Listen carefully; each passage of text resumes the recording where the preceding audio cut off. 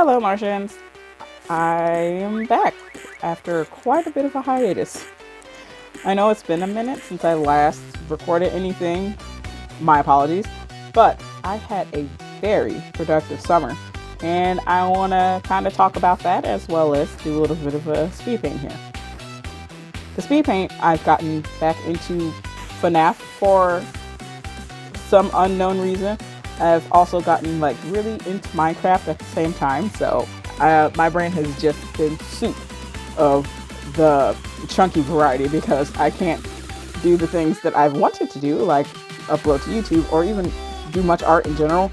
I'm in video game mode, and I was sitting watching people stream and watching people like knit on YouTube, and I have a list of favorite like knitting and crochet YouTubers, but the two that I've been like absolutely addicted watching lately that kind of inspired me to like knit and crochet more this summer is Ribsy Bambi and Jordan Amanda.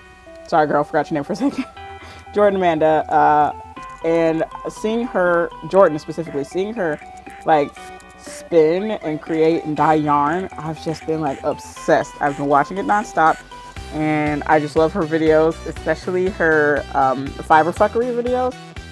And I don't need any more hobbies, right? I don't need them, but I want to learn how to spin and dye yarn so bad. But she has also said in her videos that her watching other people spin and dye is what made her want to spin and dye, and I feel like it's some sort of like epidemic, right? Like it's like it's infecting people. Like if you do any sort of fiber art, if you see somebody doing something else in a fiber art community that you're not currently doing, you want to do it. You want to do it more than ever, and it's actually insane. So I've been watching her do that, and I've been watching her knit, and I've been watching her crochet. She mostly knits, Jordan Amanda. And Ribsy Bambi, she knits a lot. Oh, I'm sorry. I also have been watching the Harry Knit, as well as a couple other. I can't remember the names. I'm gonna have to look at my subscriptions, but just a list of people that I've been watching. But Ribsy Bambi had this getaway where her and her friends went and they had like a knitting or like crafting like rock session where they just did nothing but knit and crochet for like 3 days. And not really do much. It didn't go that well, but that's what they wanted to do. And I'm like, I want to knit again. And so I picked up knitting, and then I started watching Jordan Amanda, and then she's doing all these other things. And I'm like, I want to do that too, but I have to slow down on the things that I want to do. I also have to slow down with my speaking, but if I don't say what I'm thinking, I'm just gonna forget, and then I'll never say it. So I like ramble at like Mach speed. So I'm sorry if you can't catch anything. I'm trying to slow down. You'll hear me subconsciously like slow down, but when I get into it, I'm just off. So I apologize. You can drop me to like 0.5 times speed if you want, but when I get to speed talking, I'm just gonna let it happen. It's just how I speak. I just speak very quickly.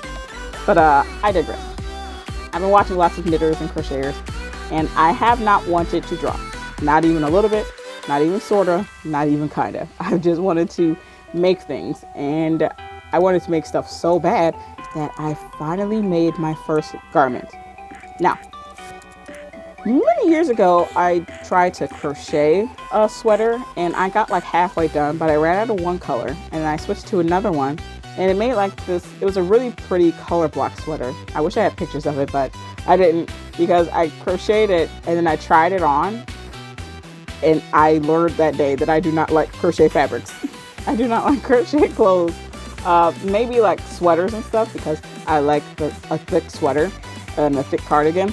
But as far as like a shirt goes, now the thing I was making was like a short sleeve sweater, but it was just too thick for me. I didn't like it. And that was probably about 10 years ago, just about the time I had started knitting and crocheting. And then this year I finally decided to get back into trying to make a garment for myself, and I did. And I made the Secret Summer Crop Top by Jessie Mae Design.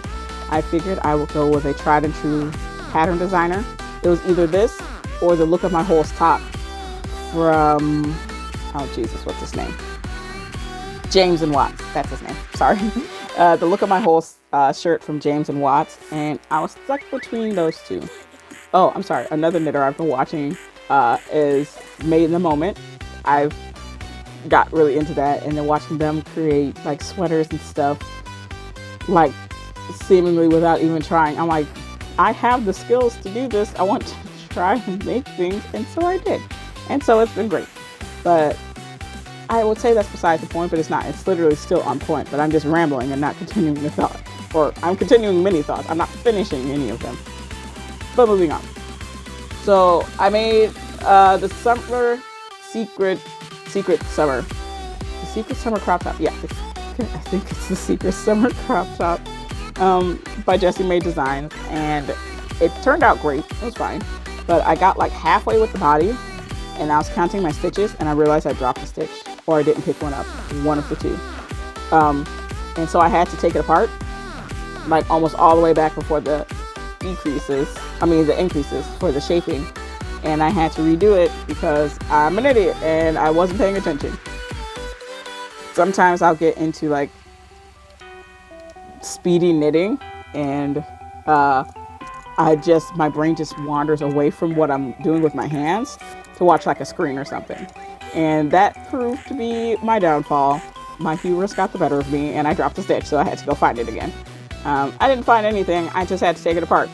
But lo and behold, I finished the sweater. Tank top. I keep calling everything a sweater.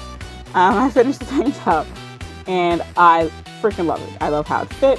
I love the shaping, all of it. But my problem is my gauge was like supremely off. I was twisting my knit stitches, and the sweater ended up not only too long, but sweater, my god, tank top. The tank top ended up not only too long, but it also ended up looking weird because one part is like kind of crinkly and the other part is really smooth. And that's like a defense mechanism I developed when I first started knitting, is that my knit stitches were so tight that twisting my stitches made them looser, or at least fit better, so they weren't so tight. And now I can't get it out of my brain, even though my gauge has fixed itself, and so I don't knit nearly as tight, but I still twist my stitches, and so I have to fix that. But it's all fine and dandy. It's all good. I still like how the shirt came out. I wore it out when I went to a family reunion back in September, and I liked it, but I am going to take it apart. I'm going to knit it on different needles, and I'm not going to twist my knit stitches, and I'm going to remake it in time for summer next year, possibly. Another thing that I've been up to is I make these little like crochet pride cats, and I made them several years ago, but I realized I never made an Arrow Ace one, so I made that. And then I also made these things called the fruit bats, and so I crocheted these little fruit bats, and I love them. They're so cute. And I got to also test out my first pattern. I'm really excited about that. It's called the Puddle Frogs, and it's the first pattern I've ever tested. And she had done a pattern call on Facebook, and I've been following her for a while, even though she uses AI for her logo, but whatever. I'll discuss my displeasure with AI some other time.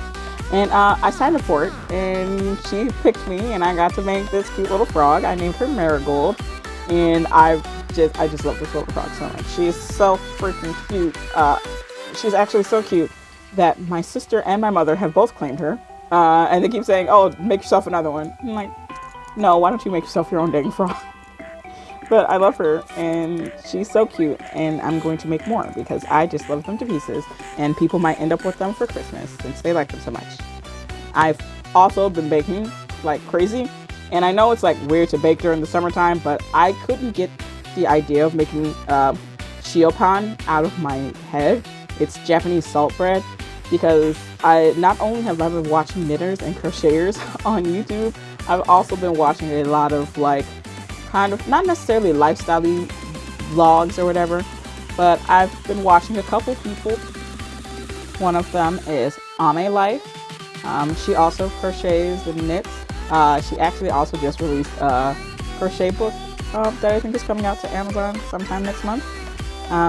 This other person, his name is Kino, and another chick, her name is Tisha Shrestha, and their videos are so peaceful and calming. But a video that Kino had shared, he had some shiopan, and it looks so good, but I don't have any Asian bakeries near me at all. The closest Japanese bakery is like 45 minutes away. So I figured I'd make it myself, and then I did. So that was also a part of my summertime endeavors. And then I said, heck it, and decided to draw a picture as well, which is the picture that I drew here. So I think that's all I have for me for catching up. I do have like some autumn-y plans. I do want to try to share some of my Drawtober prompts that I'm working on for this month.